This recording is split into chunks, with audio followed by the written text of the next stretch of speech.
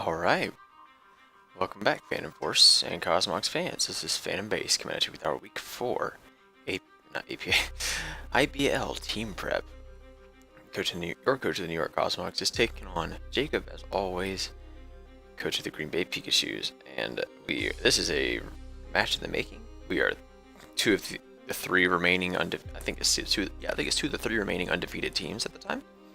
So well, maybe, I don't know. I can't remember. We're two of the undefeated teams at the time. So this is going to be a clash. And on top of this, Jacob is one of my best friends in this community. He and I know how each other prep really well. This matchup is going to be really hard for us because, as you'll see right about now, we had a couple changes to our team because of this particular matchup. Part of it, the other part of it was I needed more to go with my team. So if you didn't see, I'm gonna try and upload a transactions video before this video goes up, so you guys aren't surprised by these new Pokemon. Anyway, so his team is Celesteela, Mega Gardevoir, Como-Os, Nidoqueen, Snorlax, Z Tornadus Incarnate, Alola Marowak, Z Leavanny, Z Liepard, Z Luxray, and Z Corsola. As you can see, my team, we made some changes. For those of you who didn't watch the video, we ended up dropping Darmanitan, Donphan, and Mega Audino, Mega Aerodactyl, Aromatisse, Piloswine, Klinklang, and Combuskin, and changed our Zmon from Zubat to Klinklang. Now,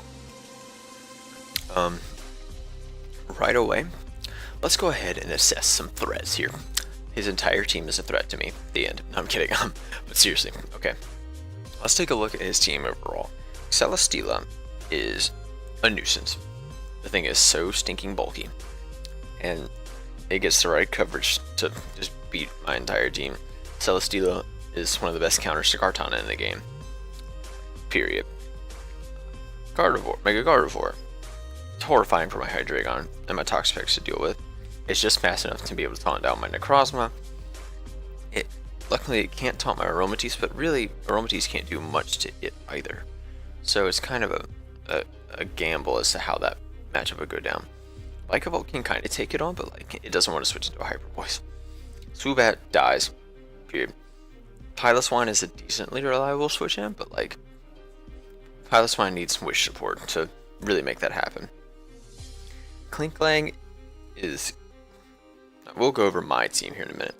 Como just tears through my team. I don't have many switch-ins for that Pokemon. Its dual stab just wreck my entire team. The only switch-in I really have is Toxapex, and it gets Earthquake, so even that's not a switch-in. I have Zubat, which is kind of a switch-in, but not really. Aromatisse is really my only good switch-in to Como, and it gets coverage, so really, even that. Snorlax, huge problem for my team. Thankfully, I have some anti-setup in Toxapex. I have some stall breakers. I have, or some taunts for more anti-setup, and so hopefully we can deter that a little bit. Alola Marowak is surprisingly annoying for my team. I don't have switch-ins for that Pokemon at all. The best switch-in is Toxapex plus Mega Aerodactyl. I don't, and Hydreigon, I don't switch in well at all. That thing. Leavanny's not a problem. Webs aren't really an issue for my team because my team can really capitalize on webs in my opinion. We don't need... My team isn't all that speedy, and my fastest mon is immune to webs anyway. So I kind of don't see webs coming. Liepard is the one mon I don't want to see him bring, and you'll see why once I finish building my team. Luxray can be a huge problem for my team. I don't switch into Luxray well, because the combination of Wild Charge, Crunch, and Superpower just nuke my entire team. Bar none, that hits my entire team super effectively, or at least for good damage. And Corsola does not need to come. I have every single one of my Pokemon can beat it 1v1. Period. The end. Every single one of my Pokemon can beat it 1v1. That includes Piloswine and Combuskin. Corsola is not a good bring here. So, looking at my team, so his biggest threats to my team, though, overall are Como, Liepard, and like I said, I'll explain more why Liepard is an issue for my team that I have prepped. Como and Liepard, and not even Celesteela's not really, when you look at my team, you'll see why. But really, Gardevoir, Como, and Liepard are the three biggest annoyances to my team. Everything else I can really handle now. Let's get on with the get on. So, the threats the things that I expect him to bring, because Kartana is such a threat to the rest of his team outside of Celesteela, he has to bring it. 100% has to bring Selly. Hydra is a huge nuisance to his team outside of Gardevoir. It easily can two-shot Celesteela if I'm like a Life Orb Fire Blast set. I beat Komodo. I can beat Komodo pretty easily unless he's a Hobbin set. And we can scalp for that. Necrozma is actually a huge problem for him, so I could foresee him bringing a Alola Marowak, maybe. That could be a thing. Other than that, really, my biggest threat to him, and Mega Aerodactyl, it outpaces his entire roster and can outpace quite a few of his Scarfers as well. So it's a reliable speed tier for me. I'm glad I grabbed it, honestly, because I really needed that speed tier to outclass this team, because Nidoqueen could be a nuisance if I don't prepare for it properly, because it could be such a defensive wall that it's just annoying, or it can just power through my team with the right coverage. Now, so what I needed from a team, I needed a reliable switch into Celesteela every time. I needed a way to shut down either Setup or Leech Seed Celesteela as well. I needed a switch into Mega Gardevoir, kind of. I don't need a switch into Mega. I need most of the things what I wanted from my team is a way to chip down Gardevoir properly, like easily. I wanted a way to beat Snorlax 1v1. I wanted a way to beat Selly 1v1. And I wanted a way that I could, and I wanted a setup sweeper that could eventually clean late game once I get the proper chip on everything. And I needed a way to get rid of Alola Marowak to do so. So, let's go ahead and talk over that first point of I needed a mon that could. First off, let me go ahead and talk about my setup sweeper that I built around this week. And you guys are going to think I'm crazy, but we're going to bring Clink Clang. Funny enough, because I don't have a better name for this thing at the moment, it's going to be named UFO. And we're gonna make you Clear Body, because I don't want anything lower than this thing's stats. I knew the moves I wanted on it right off the bat. Shift Gear, Wild Charge, Gear Grind, and Facade. And actually I didn't know I wanted Facade at the moment, so we're gonna kind of leave that off. I'm gonna try to emulate for you my team building process here. So my thought process here is looking at his team. The fastest thing underneath of me is actually I believe it's Komodo. But even though I was planning on staying in Komodo, so really I think I actually only speed crept Nidoqueen. Let me see, because I went with 196 speed.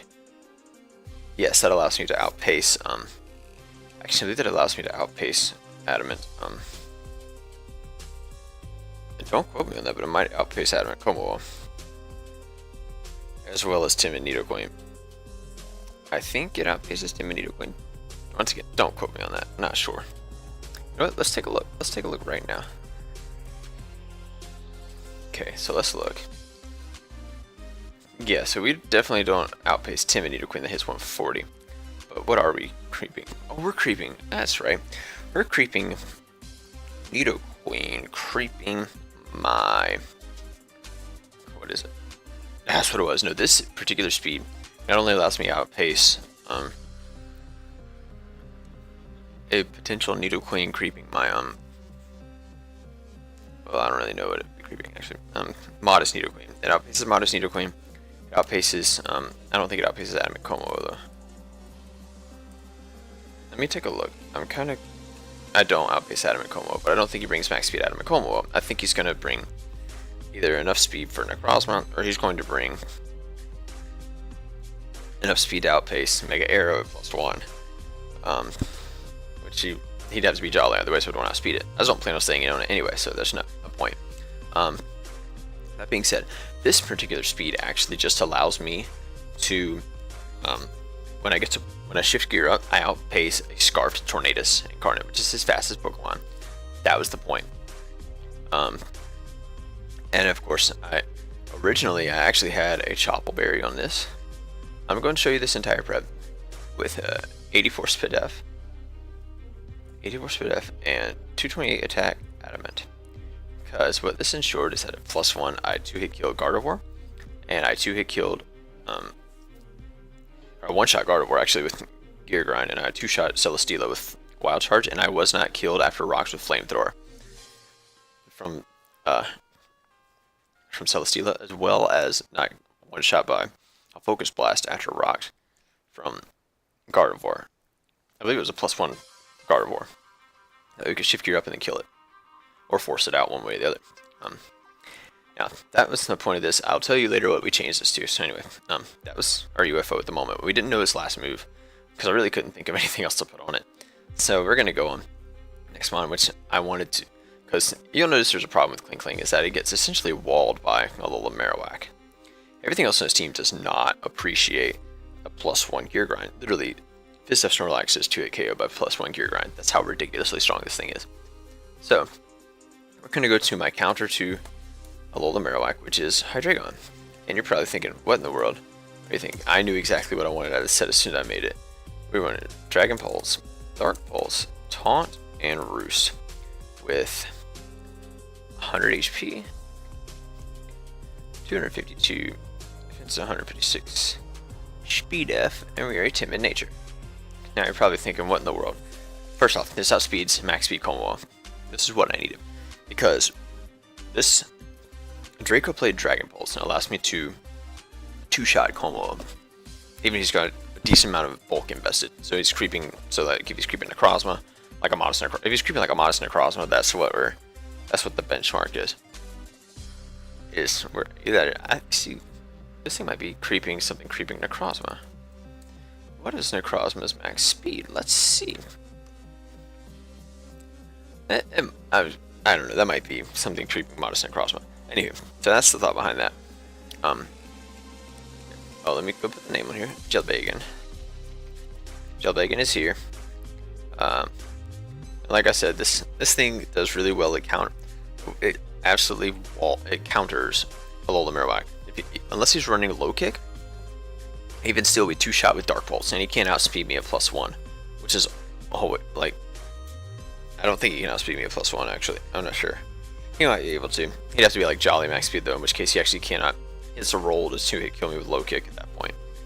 So Dark Pulse does straight up 2-hit KO it, regardless of his investment, unless he's like max speed F, max HP, Assault Vest, in which case he's not even 2-hit KOing Hydreigon with low kick, so it doesn't matter. So that's the point behind this thing. It also can 1v1 Celesteela, and that Heavy Slam does 38 to 46, so we have a strong chance to live at 2 Heavy Slams after rocks, but we can always taunt it to keep it from lead seeding, and we can always roost on it, and essentially just 1v1 it. And Dark Pulse does like 23 to 28, which is decent chip on Celesteela, which is kind of nice. The only thing this thing does is it kind of scares, it invites in Gardevoir, and that was kind of my fear, instead of inviting Gardevoir.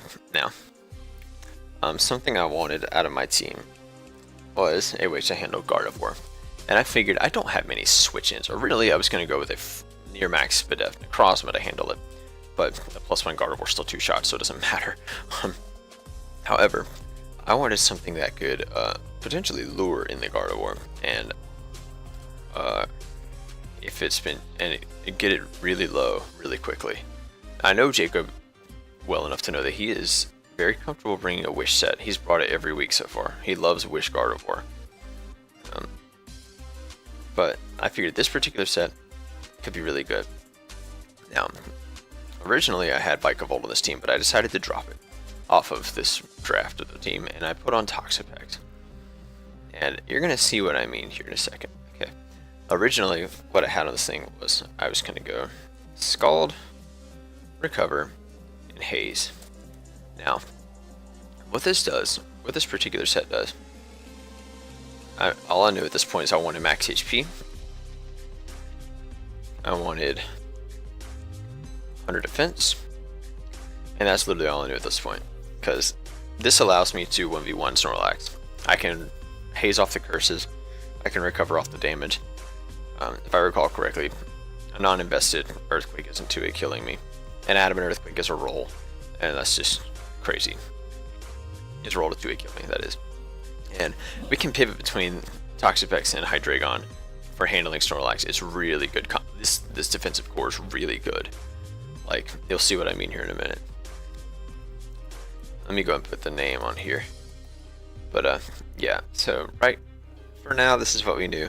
This was going to be our way to handle Selly, another way to handle Selly, and another way to handle Snorlax. So far this defensive core is looking really good. The purpose behind this team was to go with a more balanced approach, as opposed to my kind of semi-hyper offensive approach last week. I say that loosely. I had to play like a hyper offensive role, even though my team wasn't really built hyper offensive. I knew I would have to, because he just brought multiple setup mons. I'd have to just tear down his team before he had a chance to set up. Anyway, this week I know Jacob's not going to do that. Jacob doesn't risk his win conditions early, and I know he's smart enough to do that. I'm not going to risk my win condition early either. If I don't have to bring out Klinkling, I'm not going to.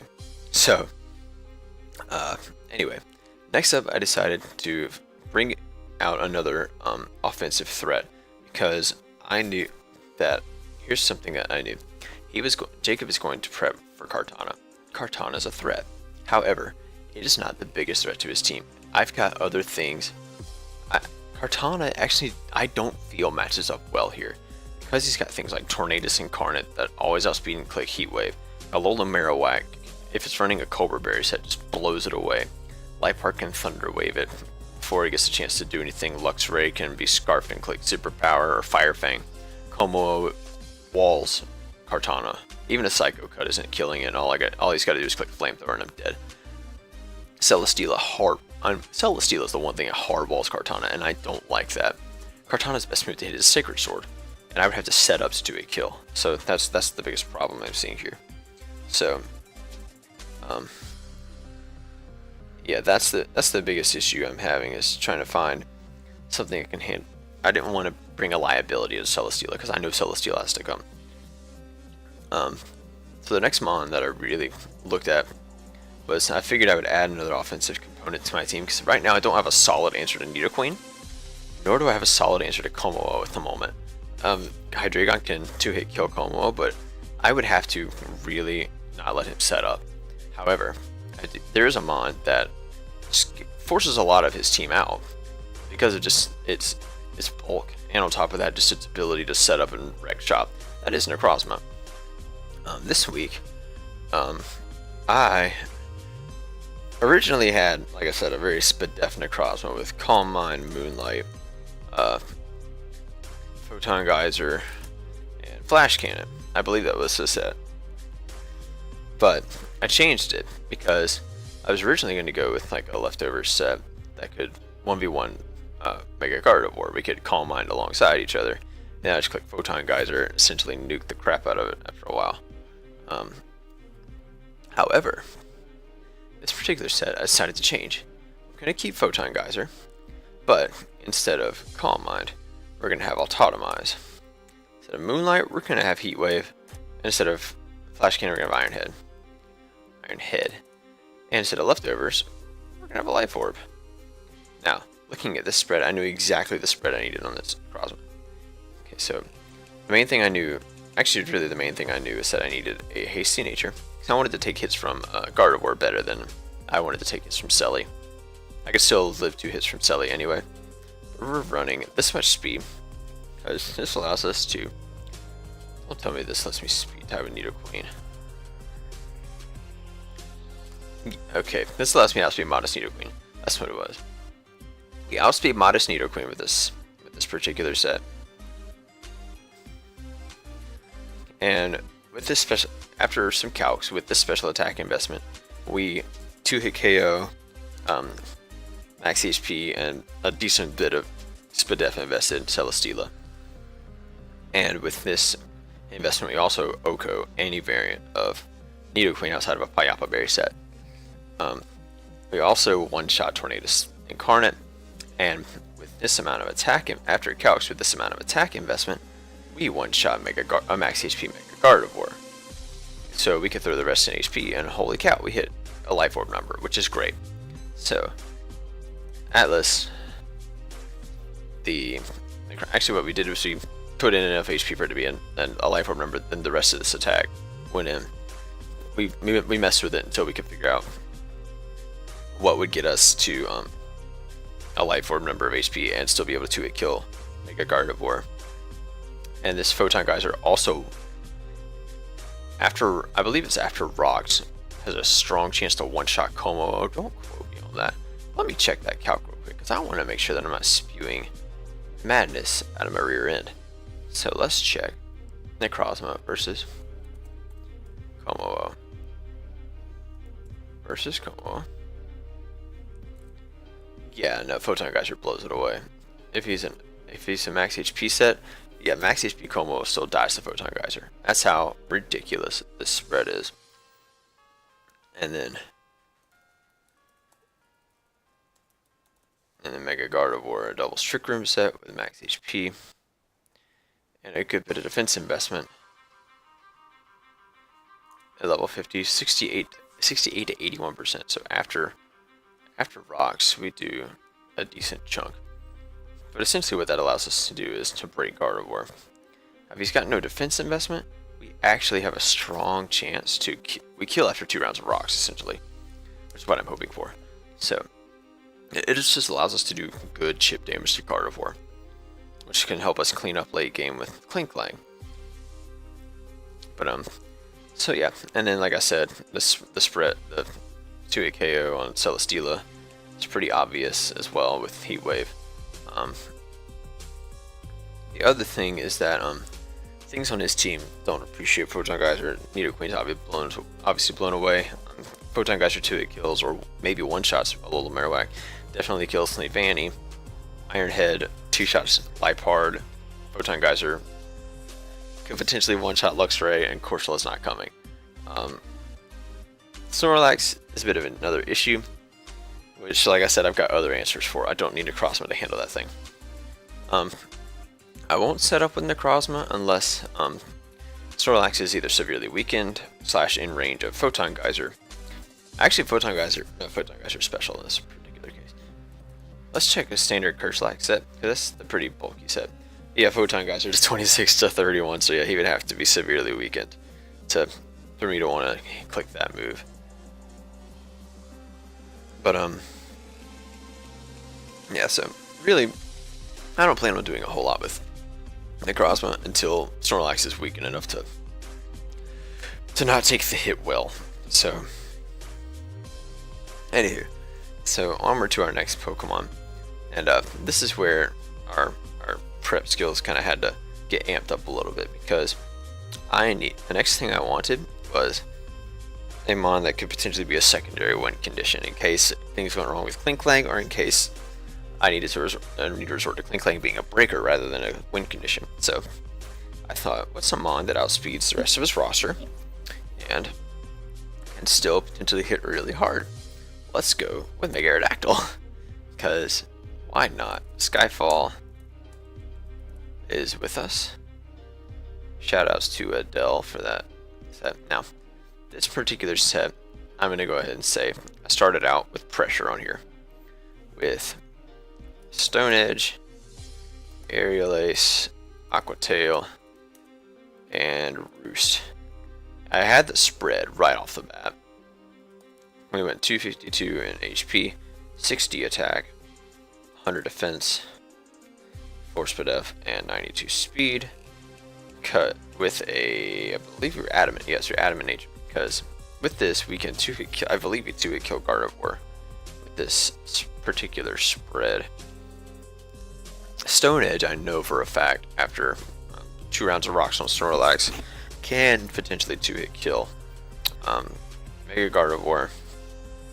I believe a max HP set still drops to, yeah, max HP set actually straight up still after Rocks drops to 2 Aerial Aces, which is great. And Hyper Voice only does 64 to 77, so even if we take Rocks, we still have speed. We can click Roost, live the Hyper Voice, and if he's taken enough chip, we can kill him with 2 Stone Edges, or with a Stone Edge.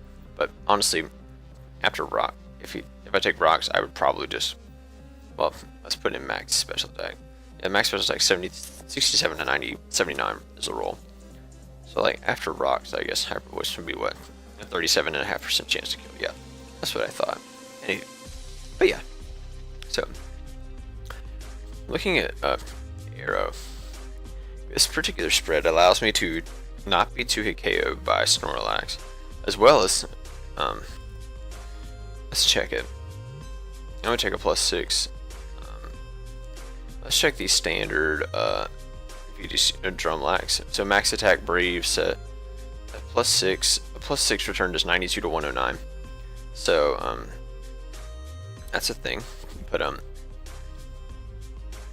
that's when we actually right here we looked at that set and we changed it to Unnerve. And let me explain why. I saw myself in a situation where I see Snorlax about to belly drum up, and I switch in hard on my Gyarados on his belly drum, and all of a sudden it's just regular Gyarados at that time, and I'm Unnerve. His berry doesn't pop. We can play. I know the only thing I did is I tested this, and it as soon as I Mega Evolve, the berry pops, which is really stupid in my mind. But like, it could still create a couple mind games where he has to predict whether or not or he doesn't know. I'm not sure if he would know how that would work. So he may be he may opt to switch out to preserve his berry to come back in on something that's not air, to come in after Mega Aerodactyl is Mega Evolved and pop the berry then. But I don't know, it's an odd situation. Like it creates mind games is what I'm going for. Now, taking a look at the rest of this setup, this particular attack investment allows us to 2-hit kill a physically defensive Nidoqueen, and Sheer Force on life. If it's a defensive Nidoqueen, Sheer Force Ice Beam does not 2-hit kill us. It does have to rocks, but like we can roost on that really easily, and all of a sudden it's not doing anything. So yeah, that's kind of fun. I think Modest Nidoqueen actually does 73 to 87. So yeah, that means Aqua Tail can still blow it away. Like the roll for Aqua Tail is 89 to 106. So after 2 rounds of rocks, it dies to Aqua Tail, which is great. Or after like some chip from something else. But even still, like I said, Cling Clang just goes in like a plus, just a neutral gear grind to an offensive Nidoqueen does 52 to 63. So that's ridiculous. I mean, 80 to 94 is the roll for gear grind after a +1, which is insane. Anywho, that's just, yeah, the point of this Aerodactyl is to beat Curslack, is to beat not only Snorlax, but also allows me to switch into Marowak, to pivot around Marowak a little bit, you know? It's like what this defense investment does is it allows me to guaranteed live a Shadow Bone after rocks from a max attack, thick club, adamant Marowak. Flare Blitz, if he's not adamant, does not 2-hit kill me. If he's and if he's obviously not thick club, is definitely not doing anything. Shadow Bone, if he's jolly, definitely doesn't 2-hit or doesn't kill me after rocks. You have to crit, and Stone Edge does 93 to 112, so the roll is strongly in my favor, 62% chance to kill. Anyway, and Roost for longevity, of course, because this thing is really bulky. It allows us to take a good chunk of hits from a lot of things, while still being an offensive presence and potentially being a cleaner late game, which is what I wanted. Stone Edge allows us also to, I originally had on there only Aerial Ace and Aqua Tail with Taunt and Roost, but Celesteela became a problem at that point. And the normal defensive Celesteela with like 104 relaxed with your max HP takes 33 to 39% from a Stone Edge still. So we have a chance to 3-hit kill after leftovers, but like after rocks, we definitely 3-hit kill, which is great. Only thing is Heavy Slam cannot kill us from full, which is great. Yeah, that's the whole point behind that. But I don't plan on staying in on Selly. I just want to click Stone Edge, get chip on it, and switch out into something like Hydreigon or Toxapex here. Now, our last mod I decided to stick on here was something that I knew was important. First off, I've been telling you all these calcs for rocks, but I didn't bring a rocker. So my other rocker is Pilotless Wine. And I originally had Thick Fat on this, and here's why, because let's go and put the set on here. I knew the 4 moves I needed to instantly. I had Stealth Rocks, Earthquake, Ice Shard, and Roar with max HP. Like, these are spreads that I came up with pretty quickly. Like, I wasn't afraid at all to figure these out instantly. Okay, let me explain this.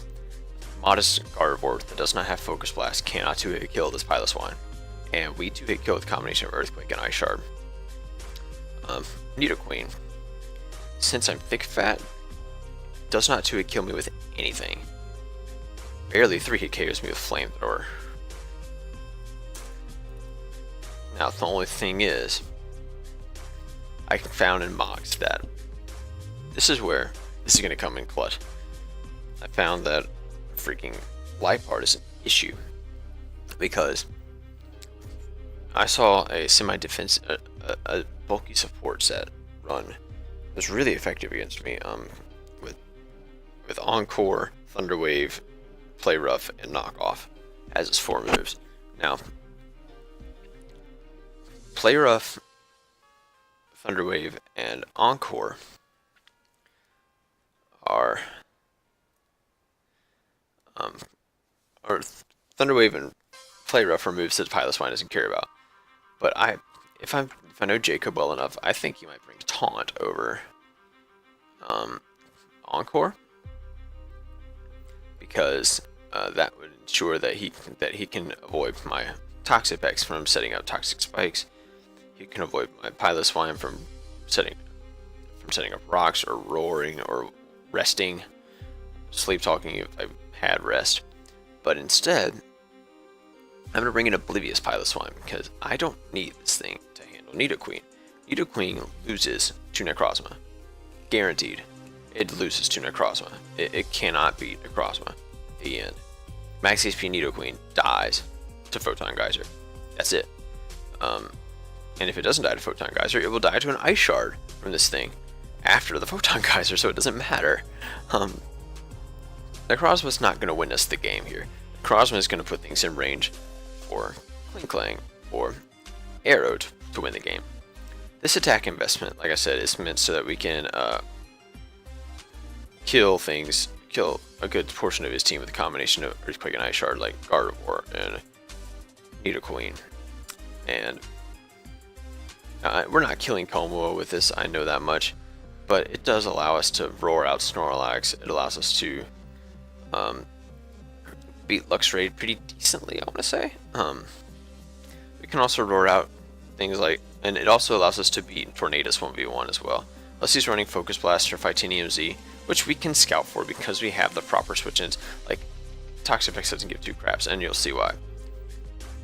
Now, as you'll look here, even though this thing switches into Gardevoir, it doesn't appreciate the damage it takes because it's going to get worn down fast. And as you see, I don't have a Wish Passer. Kind of needed a secondary check to Gardevoir. And by that, I mean I need something that can put it in range of this thing's Ice Shard so I don't take much damage, if any at all. So I decided to change up this Toxapex set a little bit. We're going to put Pyoppa Berry on here. And we're going to slap Gunk Shot. Because, as you'll see here, with this amount of investment,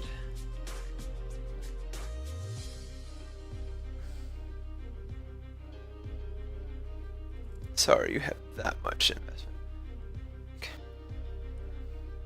With this much investment, you can do 75% minimum to a max HP Gardevoir, putting it in range of Pilotless Wine's Ice Shard, clearly it's Earthquake, and also putting it in range of Mega Aerodactyl, anything from Mega Aerodactyl, which is great.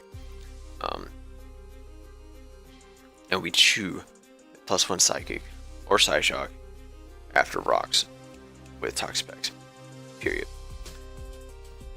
And if we can poison the Gardevoir, that's even better, because then that really puts it in range of Ice Shard from Pilotless Wine. So, the whole point of this team is to get rid of. So, like I said, my check marks were to get rid of Alola Marowak. There's Hydreigon's job. Shut down, potentially get rid of Snorlax, even though this thing can break Snorlax too. But get rid of Snorlax. We've got this, and this to help break down Snorlax. And then to get rid of, and then we need to weaken his team overall, and that's what rocks are for. And this thing also can pretty much shut down Life Orb, because combination of Earthquake, I think actually Earthquake straight up blows it out of the water even if it's max HP. Let's check that. Pilot Swine, Life Hard. Let's check you with a. Let's check you instead of just put max HP on you. Put 50. Earthquake to 61 to 72, and knockoff from a non-invested Life Art is doing only 19 to 23. Now, so after rocks, EQ into Ice Shard is going to kill.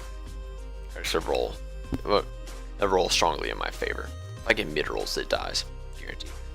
As if it's max HP. If it's not max HP, then Earthquake just kind of takes it home, 75 to 89. Yeah, so yeah.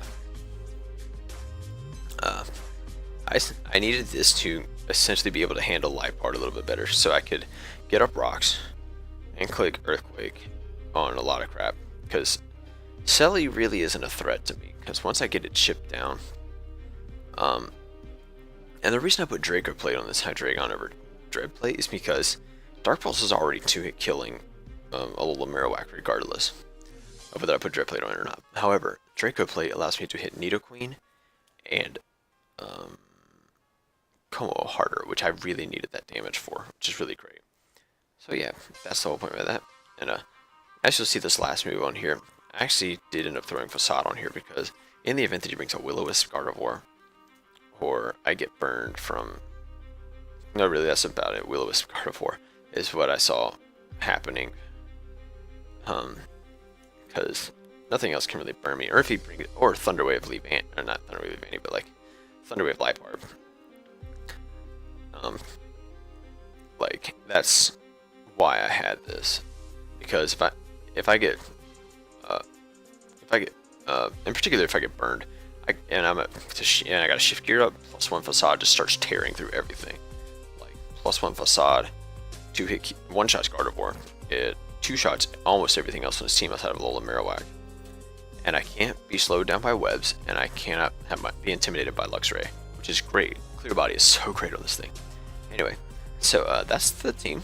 I hope you guys enjoy, and I hope this team worked out really well.